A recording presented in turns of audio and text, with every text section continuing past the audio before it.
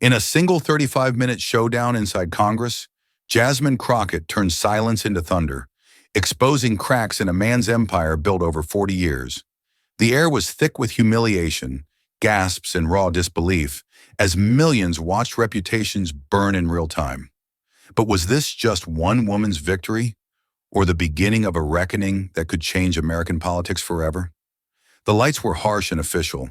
The hearing room felt less like committee work and more like a proceeding where records, not cheers, would decide what survived. Cameras clicked in bursts, all of them fixed on the empty witness chair reserved for Mark Levin. People hadn't come to listen. They had come to witness, to see whether the king of conservative radio would dominate again or finally bleed.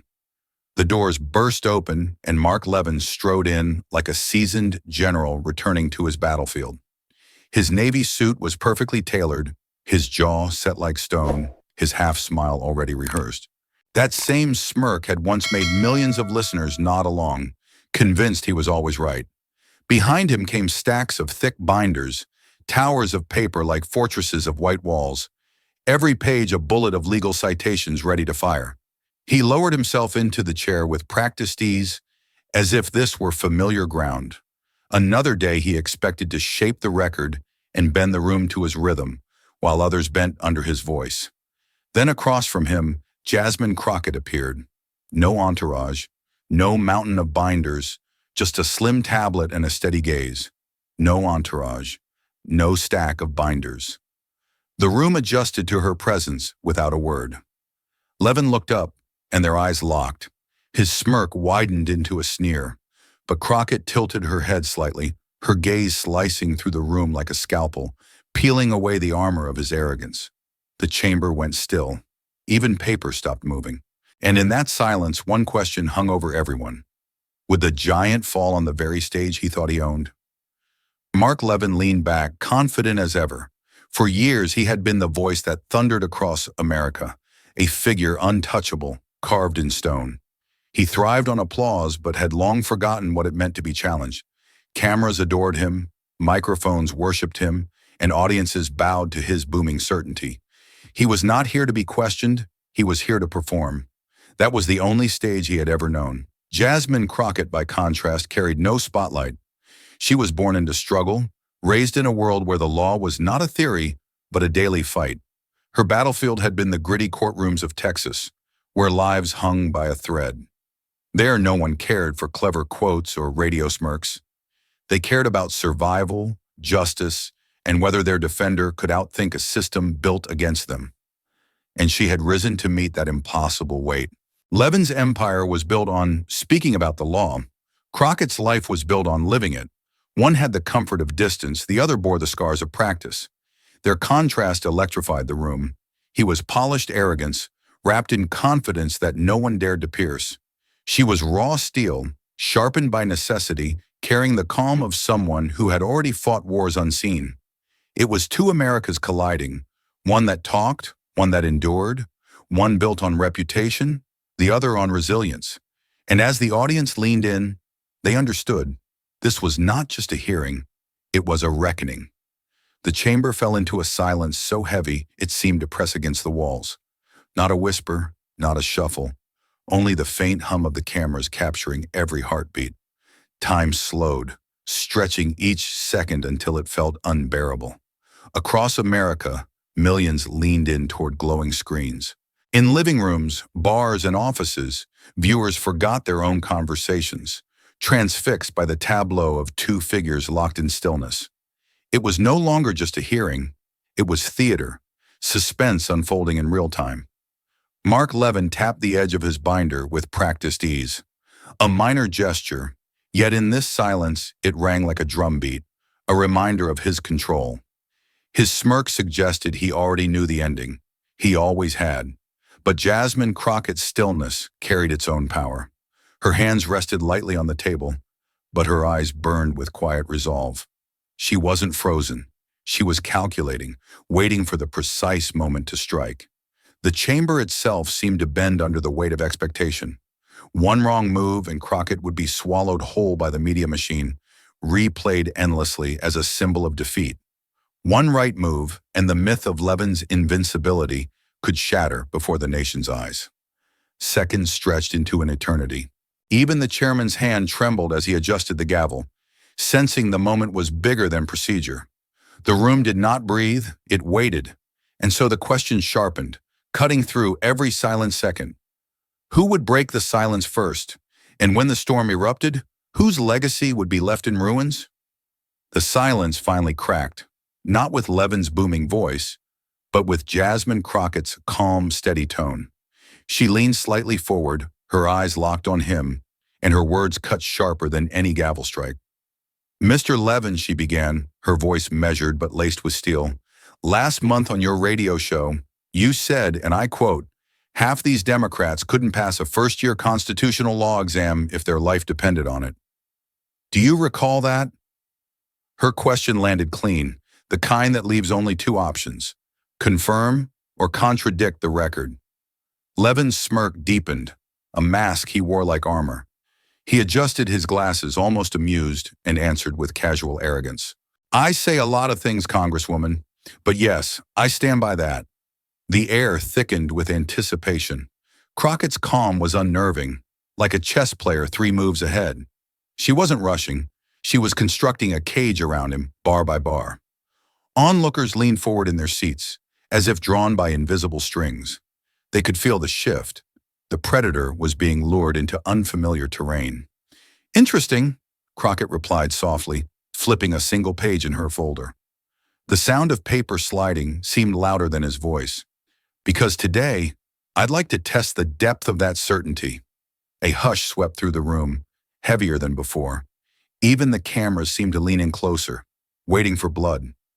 Levin chuckled under his breath, mistaking her composure for weakness. But the gleam in Crockett's eyes told a different story. She wasn't defending, she was attacking.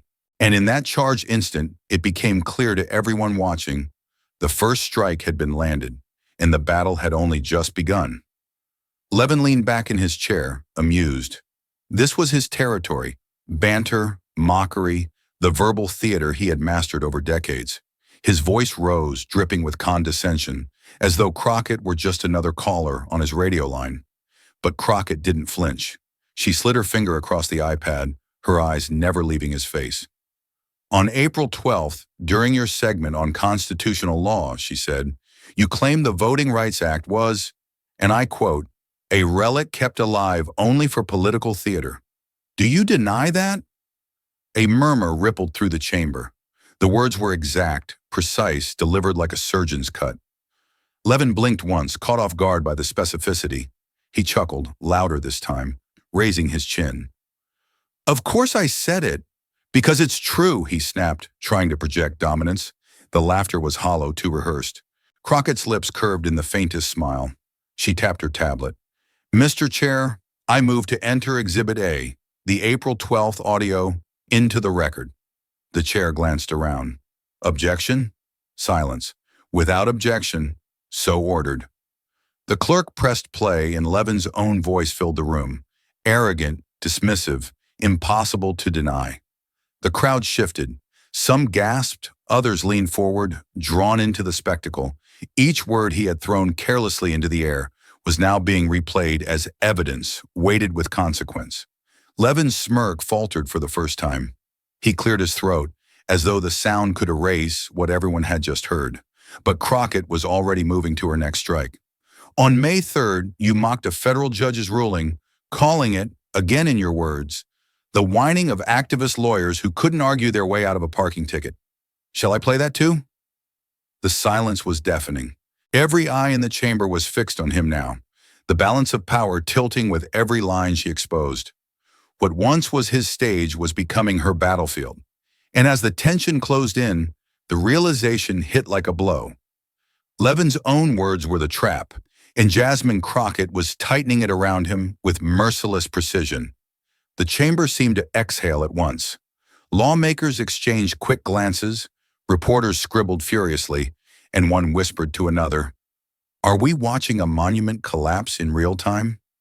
The question hung unspoken but undeniable. Levin, the voice once untouchable, now looked cornered beneath the weight of his own words. Clips were online within minutes. The phrasing trended. The silence after his answer trended even more. Every replay made the silence after his denial heavier, more damning. Viewers across the nation didn't just watch, they participated. Screens lit up with disbelief, outrage, and awe. Crockett's calm precision had become a live sensation. Levin shifted in his chair, trying to recover the rhythm that once commanded rooms. But each attempt at bravado rang hollow, bouncing back at him as weakness. The predator was stumbling. Even committee members leaned subtly toward Crockett now. Her composure pulled them in, while Levin's defenses eroded with every flicker of hesitation. The balance of power was visible, almost physical. The cameras captured everything. The tightening jaw, the beads of sweat, the faltering smile. For the first time in decades, Mark Levin looked small. Crockett didn't raise her voice. She didn't need to. Her restraint was its own weapon, each question a precise strike that pushed him further against the wall. The hearing room transformed into a stage of reversal. What began as his performance was now her ascension, brick by brick dismantling the wall of reputation he had built over a lifetime. And the thought echoed in every mind, inside and far beyond the chamber. If an empire can crack under a few questions, what will happen when the next blows come? Crockett did not press further on Levin's stumbles. Instead, she pivoted, her voice steady, her tone sharper with meaning. "Let's step outside this chamber for a moment," she said, "and into the lives of the people this law was meant to protect." The room stilled again, but this silence was different. It wasn't about Levin's faltering. It was about the sudden gravity of her words. She grounded the law in real lives. A single mother in South Dallas, juggling 2 jobs, left without water or heat when her landlord shut it off, and with no lawyer, no hearing. A teenager frisked outside his own apartment building, booked for loitering before anyone asked his name. "Constitutional rights aren't ornamental," she said. "They're operational, especially for people told daily they don't count." Each example hit harder than the last. These weren't abstractions. They were wounds carried by ordinary people. Wounds Crockett brought into the light. Her words pulled the Constitution down from marble pedestals and placed it in the cracked hands of those who needed it most. Middle-aged viewers at home felt a shift. These weren't just stories. They were explanations of rights in language they could understand. For the first time, some saw themselves reflected in a congressional debate. In the chamber, Levin tried to interject, but even his interruptions rang hollow. The audience wasn't listening to him anymore. They were listening to her. Social media mirrored the moment. Clips of Crockett's testimony spread with captions like, "She's speaking our truth, and finally someone who gets it." Ordinary citizens became her amplifiers, her voice multiplying across thousands of timelines. Crockett wasn't just countering Levin. She was building a bridge between the chamber and the country beyond its walls. Every word tethered her more tightly to the people she represented, and with every story it became clearer. Jasmine Crockett was no longer just a congresswoman on the defensive. She was becoming the voice of a community too long unheard, and the nation was listening. Outside the chamber, the media machine roared to life. Conservative networks scrambled to reframe the moment, insisting Levin was merely theatrical. Liberal outlets, meanwhile, replayed Crockett's calm dismantling of his arguments like a victory lap. The nation split into 2 screens. On one side, pundits insisted she was overreaching. On the other, headlines declared, "Crockett schools Levin in real time." But inside the hearing room, none of that mattered. Crockett's breathing remained steady, her cadence unbroken. She wasn't chasing applause, she was building a case. Every word she spoke was anchored in text, precedent, or record.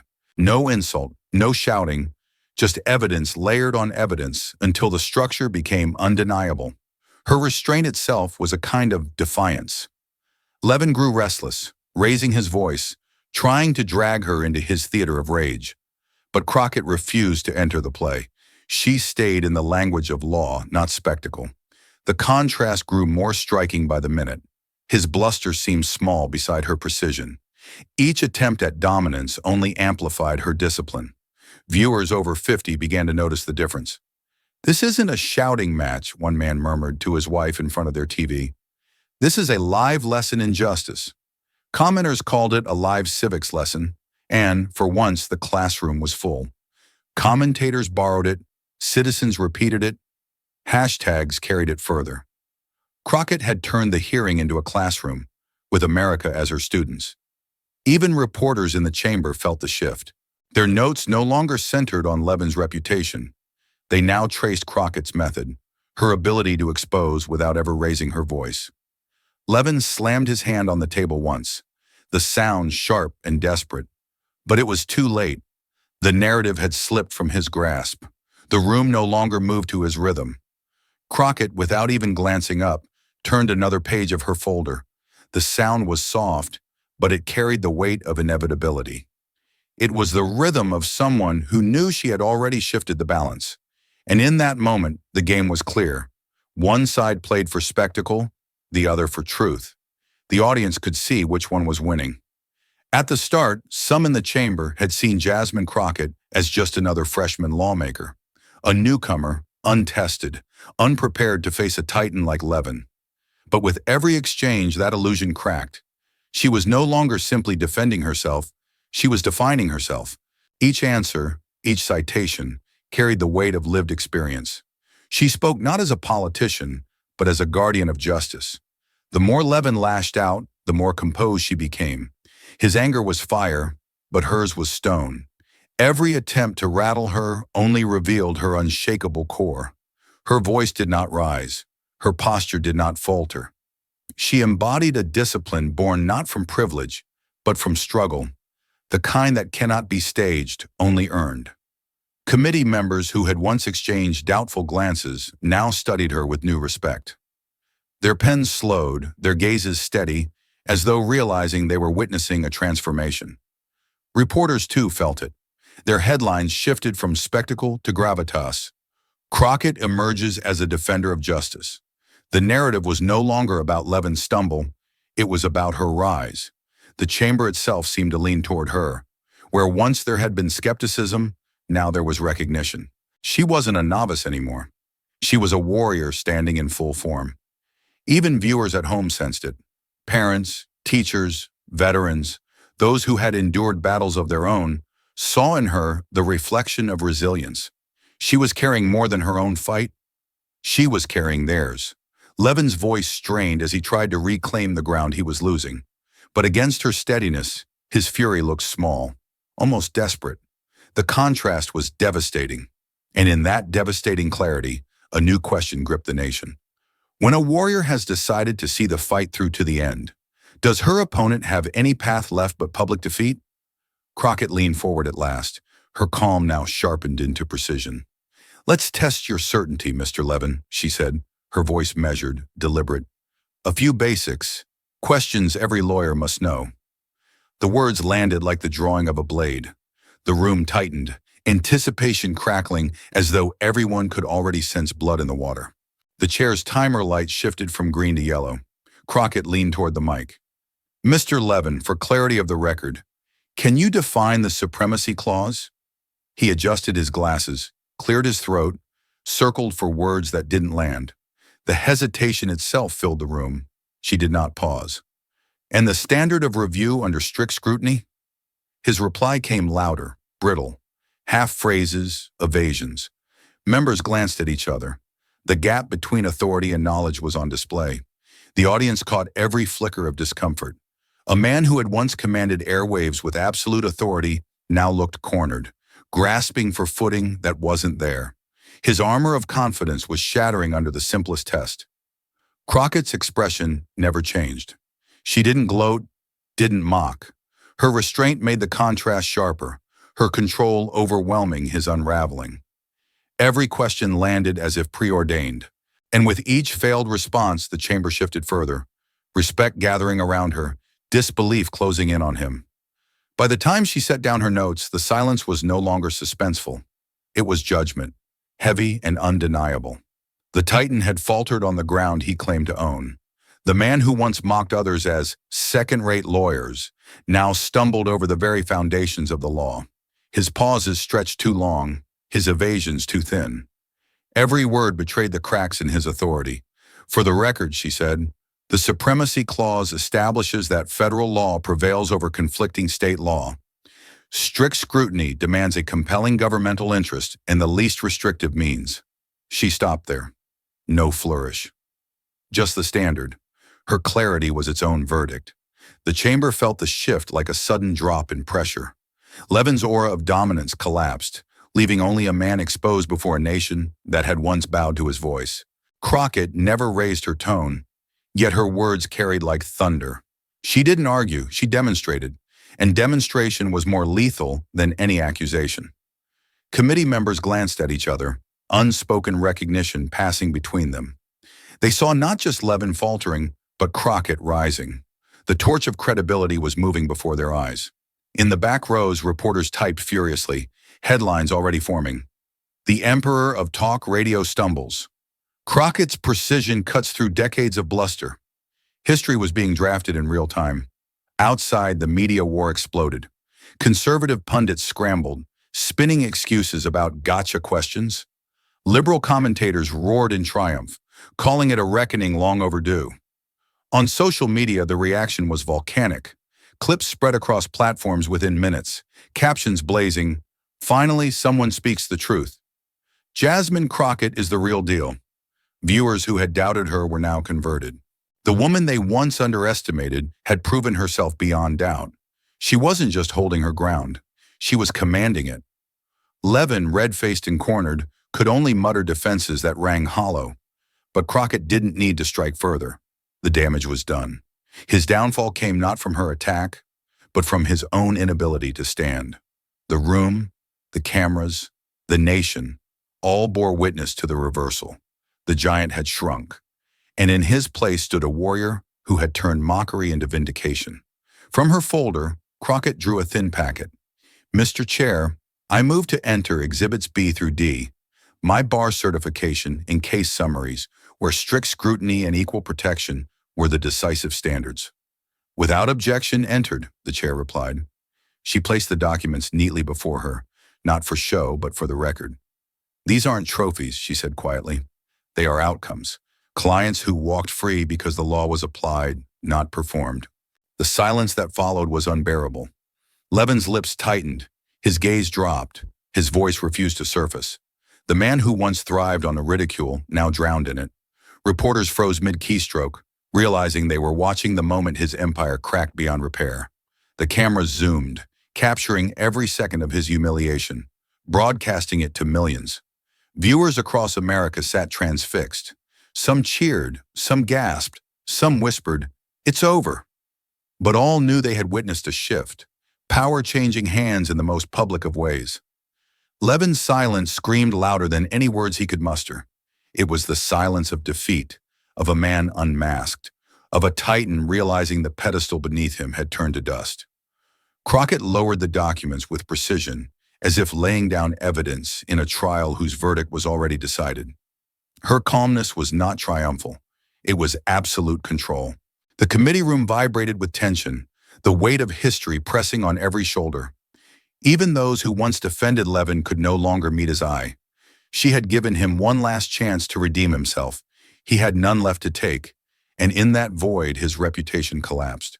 The once untouchable great one sat diminished, a shadow of his former self. Crockett, meanwhile, stood not just as a congresswoman, but as a warrior who had drawn the line and held it. When truth is revealed with such clarity, it leaves no survivors of pretense. The question now was no longer if Levin had fallen, but how far the shock waves of his fall would reach. When truth is stripped bare, will the fallout remain within this chamber, or will it ripple through the entire American political stage? The silence of Levin's collapse had barely faded when the echoes began to spread. By evening, the exchange was playing in classrooms and break rooms, not as spectacle, but as material. Professors paused lectures to stream it, noting, "This is practice defeating performance." Students leaned forward, realizing that authority comes not from volume, but from precision under pressure. Public defenders shared the clip in group chats like proof of life. They weren't invisible anymore. Crockett had spoken in their language, and the country finally heard it. Soon invitations poured in. Law schools asked her to speak at commencements. Civic groups called her the new voice of accountability. The American Bar Association praised her for elevating the dignity of the profession. For minority communities, her victory was more than legal, it was personal. They saw in her a mirror of their resilience, a warrior who carried their stories into the marble halls of power. Mothers whispered to daughters, "Look at her. That's what strength looks like." Young men in forgotten neighborhoods shared her words, saying, "She speaks for us." Levin had sought to belittle, but in doing so, he had unintentionally crowned her. Each insult he'd once hurled was now proof of his blindness and of her undeniable rise. The ripple was unstoppable, growing stronger with each replay, each retweet, each headline. Crockett was no longer just a freshman congresswoman. She became a reference point, a member who argued the record, entered exhibits, and made the standards plain in English. And as the nation absorbed what it had witnessed, one question loomed over every headline and broadcast. Was this merely a moment of reckoning, or the dawn of a new chapter in American politics? With glory came shadows. As Crockett's star rose, so did the threats. Anonymous calls in the night, whispers in the corridors of Congress, and veiled warnings that her career could be cut short. Power never surrendered quietly. Yet for every threat, there were 10 voices of support. Letters from teachers, veterans, and single mothers flooded her office. They called her brave. They called her necessary. They called her ours. The pressure in Washington intensified. Lobbyists circled, colleagues tested her resolve, and the old guard tried to box her in. But Crockett met each challenge with the same steel she had shown in that hearing. Instead of retreating, she advanced. She drafted bills aimed at strengthening public defense, protecting voting rights, and ensuring equal access to justice. For her, the backlash became fuel. The more they pushed, the more determined she became. Every insult confirmed the fight was worth waging. Every obstacle reminded her why she had stepped into politics in the first place. Even critics admitted a grudging respect. They saw she wasn't merely basking in victory, she was building something lasting. Her name was no longer just in headlines. It was in legislative drafts and committee debates. Among the people, her reputation transformed into something bigger than politics. She was no longer just Congresswoman Crockett. She was a warrior for justice, a shield for the unheard. The cost was heavy: sleepless nights, constant vigilance, the knowledge that enemies sharpened knives in the dark. But the reward was undeniable: trust, respect, and the chance to turn a viral moment into a movement. And as the nation watched, one question echoed louder than all the noise. Could she harness this storm not just to win battles, but to change the very rules of the game? Crockett did not need to shout her triumph. Her silence, her composure, and her relentless preparation had already carved her message into the marble of American memory. Greatness, she showed, was not declared. It was demonstrated. She turned her moment into a mirror for the nation. In her reflection, people saw discipline, sacrifice, and a courage rooted not in noise, but in truth. Her victory was not for one party, but for anyone who had ever been told they were not enough. In classrooms, professors replayed her questions as lessons in clarity. In neighborhoods, parents pointed to her as proof that barriers can be broken. Her legacy was no longer confined to politics. It had become cultural, generational. She distilled her philosophy into one sentence that resonated across divides. "Real power isn't volume," she told a student group later. "It's knowledge you can prove, and the courage to use it." It was not just rhetoric. She embodied it each day in how she legislated, how she mentored, how she carried herself when no cameras were around. She showed that authenticity is the most enduring armor. Even those who once opposed her found themselves quoting her words, not because they agreed, but because they could not deny the weight of truth when spoken without arrogance. Her journey was no longer about defeating Levin. That had been the spark. Now it was about igniting a fire in the hearts of those who believed in fairness, dignity, and courage. And as history etched her story into its pages, one final question lingered, daring every viewer, every listener, every citizen to answer for themselves. Who truly deserves to be called an expert? The one who performs law like theater, or the one who lives it to protect real lives? If Jasmine Crockett's takedown of Mark Levin gave you chills, don't just watch, be part of the movement. Smash that like button and subscribe so you never miss the raw, cinematic truths shaking American politics. Now it's your turn. Was Crockett's calm precision proof that knowledge always beats noise? Or do you think Levin still has defenders who won't let his legacy die quietly? Drop your thoughts below, and let's turn this moment into a national conversation. This is a dramatized narrative inspired by real public discourse. Certain dialogue and events have been fictionalized for clarity and impact. For factual records, please consult official transcripts and reputable reporting.